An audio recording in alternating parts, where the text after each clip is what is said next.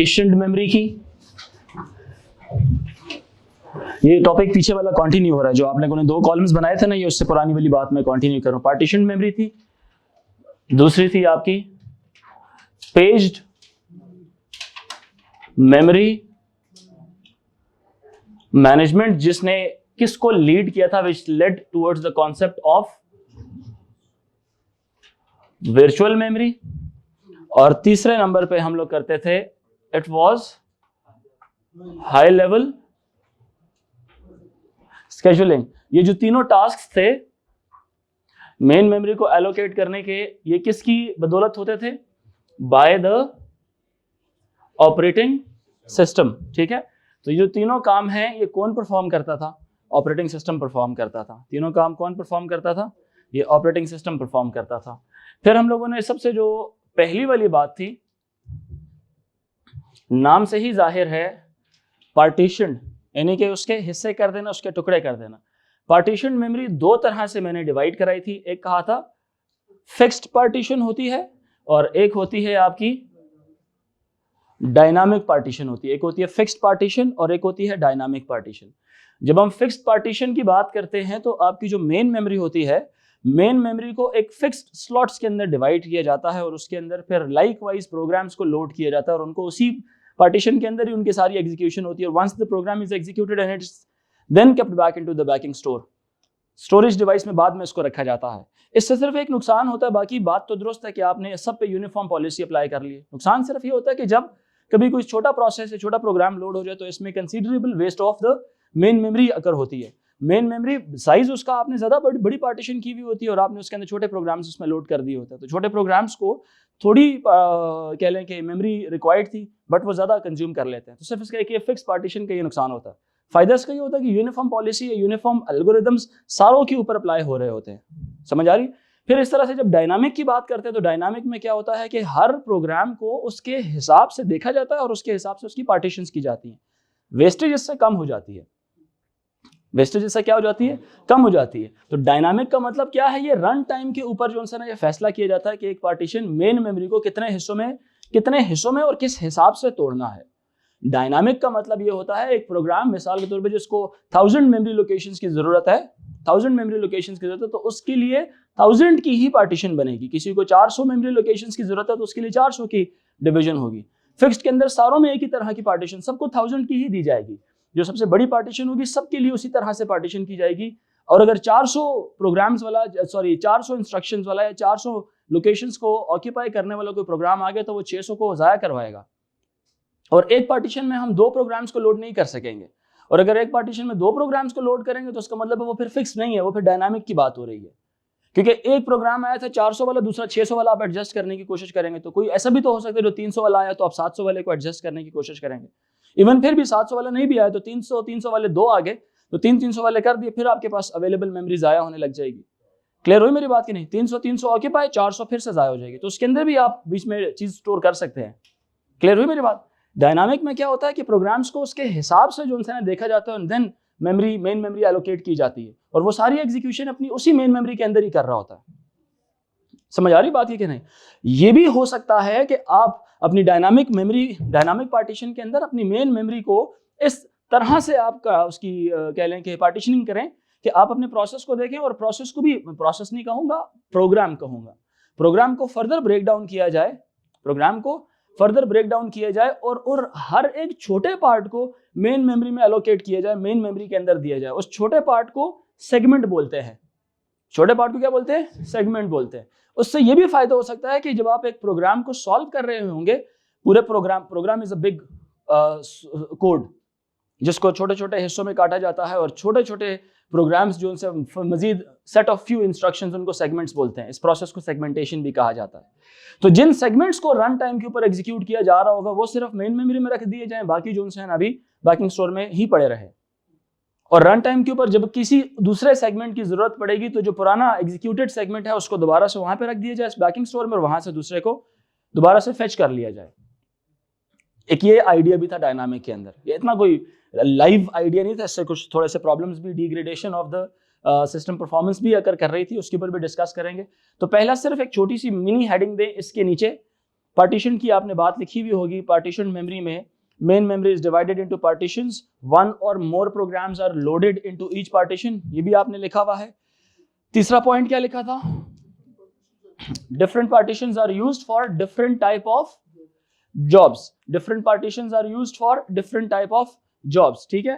कुछ partition main memory की कुछ हिस्सा जो सा है वो ऑपरेटिंग सिस्टम के काम आ रहा था, ने जब डिवीजन की थी मेन मेमोरी का कुछ हिस्सा ऑपरेटिंग सिस्टम के काम आता था, कुछ हिस्सा आपके डिवाइस ड्राइवर्स के काम आता है, कुछ हिस्सा एप्लीकेशन प्रोग्राम्स के काम आता है, कुछ हिस्सा यूजर डेटा के लिए काम आ रहा होता है, कुछ पार्टीशन स्टिल एम्प्टी रखी जाती है for emergency use, for rescue use.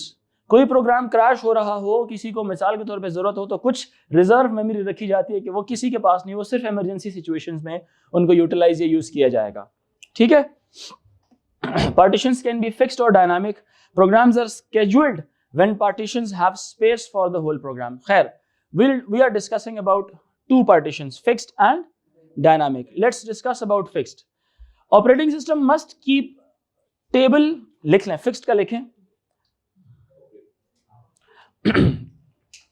Operating system must keep table. अब देखें, अब आपने पूरी मेन मेमोरी को आपने जब डिवाइड किया ना, तो उसके आपने मिसाल के तौर पे मेन मेमोरी के 10 हिस्से बना दिए। अब 10 हिस्से बनाए तो पहला हिस्सा, दूसरा हिस्सा, तीसरा हिस्सा, तो पहला हिस्सा उसका स्टार्ट एड्रेस पता होना चाहिए, दूसरे हिस्से का स्टार्ट एड्रेस पता होना चाहिए। यानी कि 100 की मेमोरी लोकेशन थी, तो आपने 10 हिस्सों में अगर आपने काटा तो वो 10-10 में डिवाइड हो जाएगी। तो पहले वाला जो पार्टीशन उसका स्टार्टिंग एड्रेस होगा 1, दूसरे का स्टार्टिंग एड्रेस होगा 11, तीसरे का स्टार्टिंग एड्रेस होगा 21 एंड सो ऑन। तो ऑपरेटिंग सिस्टम क्या करेगा, अपने पास एक टेबल मेंटेन करेगा जिसमें उसने हर एक पार्टीशन को बताया होगा कि ये क्या काम कर रही है और उसका स्टार्ट एड्रेस कौन से वाला है। Operating system must keep a record या मस्ट कीप अ रिकॉर्ड या अ टेबल फॉर शेयरिंग या storing the start address of each partition, start address of each partition and its size, storing the start address of each partition, start address of each partition,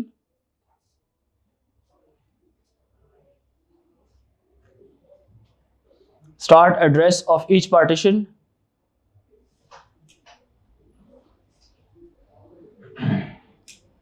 and its size.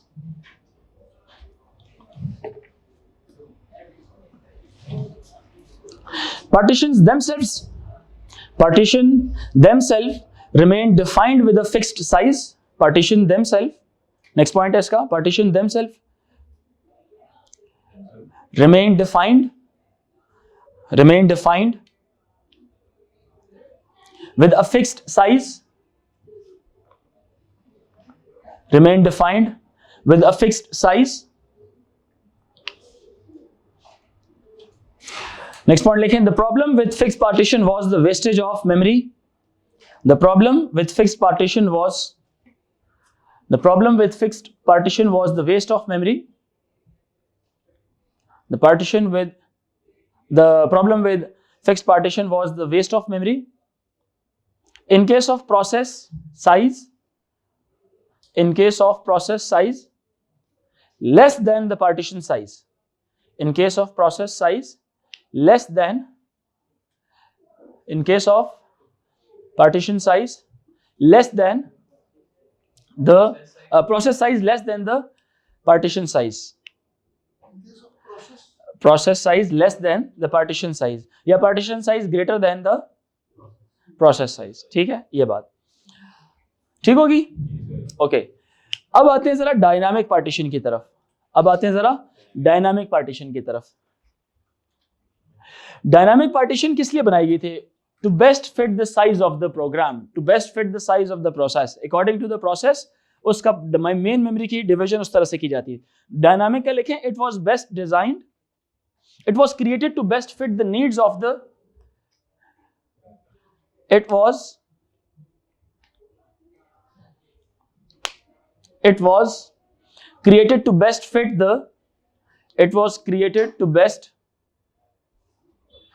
the needs of the program which are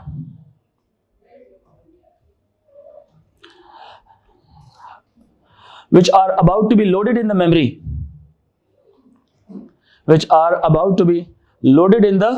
memory.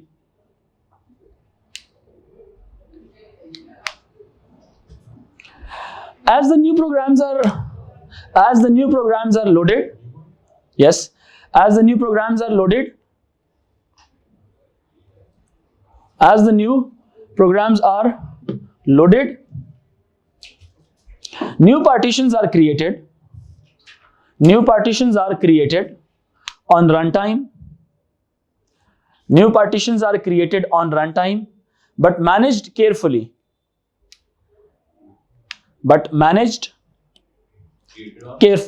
Created on runtime, but managed carefully.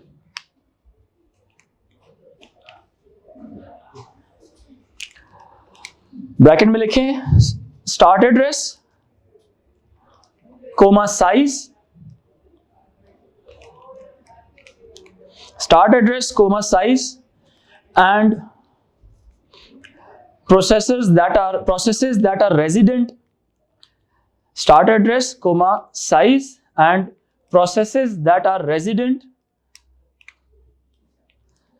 to each partition are managed. Resident का मतलब होता है जो उसमें रेजाइड कर रहे होते हैं. ऑल दोज प्रोसेसेस, उनका साइज, उनका स्टार्ट एड्रेस, ठीक है, और उनका जो भी प्रोसेसेस है, ठीक है, वो किसी मेन मेमोरी की पार्टीशन में जब वो रेजाइड करते हैं तो उनको सिर्फ मैनेज किया जाता है.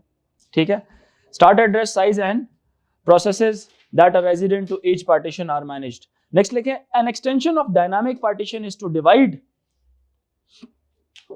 Larger partitions. An extension of dynamic partition is to divide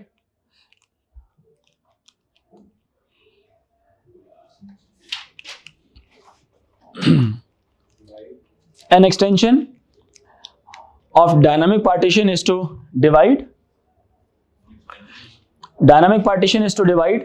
larger processes into segments, to divide larger processes into segments, with each segment loaded into the dynamic partition. With each segment loaded into the, अगर बहुत बड़ा process का size होगा ना तो उसको छोटे छोटे पार्ट्स में डिवाइड किया जाएगा और हर पार्ट को सेगमेंट कहा जाएगा. ठीक है, और हर सेगमेंट को मेन मेमोरी में लोड किया जाएगा. ब्रैकेट में लिखें this is it is known as segmentation. It is known as segmentation. It is known as segmentation.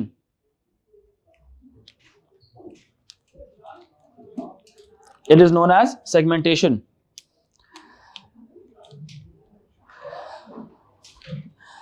Next point लिखिए, in segmentation, the segments are not constrained to be of the same size.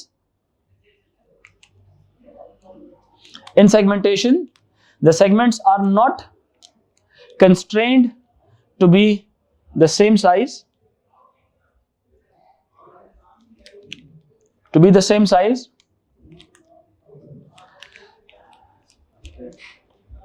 To be the same size. Constrained to be the same size. Next point लिखिए, dynamic partition allow the partition size to match the process size. Dynamic partition allows the process size to match the partition size. To match the partition size to match the process size, या process size to match the dynamic size. Basically ये होता है कि partition का size process के size के हिसाब से मैच होता है. ठीक है, नेक्स्ट पॉइंट लिखिए, the limitations associated with the dynamic partition is, the limitations associated with the dynamic partition is number 1. The limitation associated with the dynamic partition is number 1,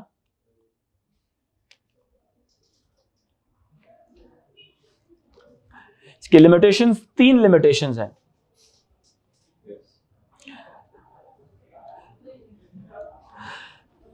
पहली लिमिटेशन ये है कि all the partitions were not constrained to the same size.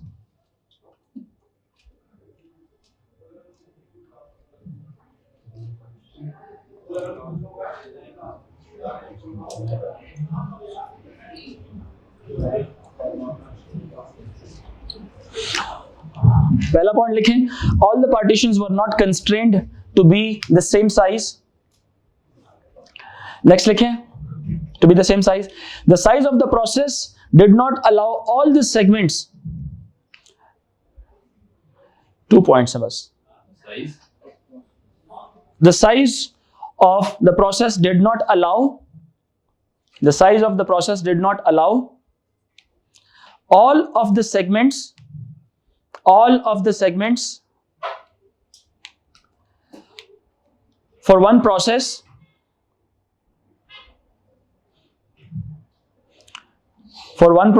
to be present in the main memory at the same time.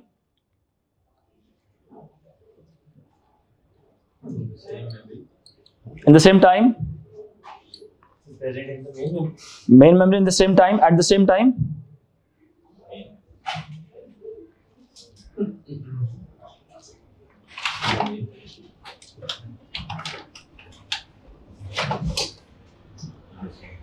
In the same time.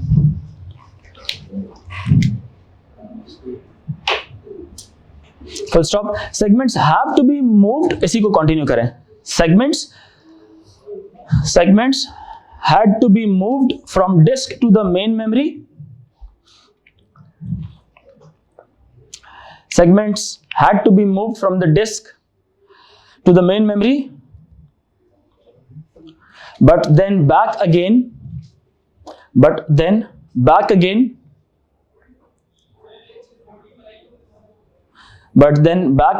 to the disk,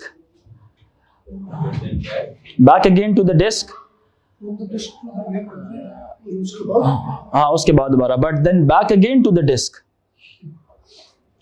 disk से main memory में आना, फिर दोबारा वापस उस programme को दोबारा disc में लेके जाना. When a different segment was needed in the memory. When the different segment was needed in the memory. The different segment was needed in the memory. Different.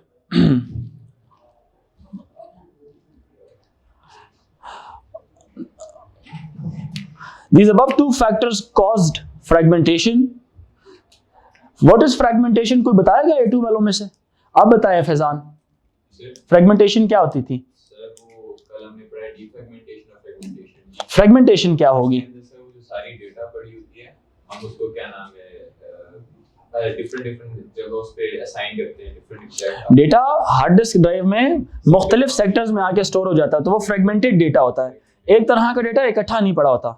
डीफ्रेगमेंटर software क्या करता है, उन सबको ऑर्गेनाइज करता है कि कॉन्टिग्यूअस सेक्टर्स या blocks में आके क्या हो जाए, सेव हो जाए. ठीक है, ये डीफ्रेगमेंटर सॉफ्टवेयर का काम होता है. समझ रहे मेरी बात कि नहीं? So these above two factors cause fragmentation. लिख लिया in the memory and disc.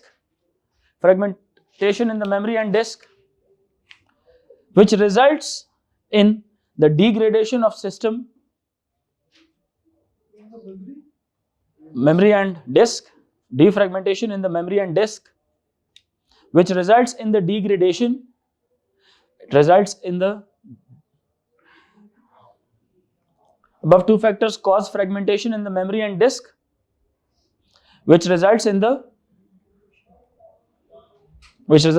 degradation of the system performance. Which results in the degradation of system performance. Next लिखें paged memory management.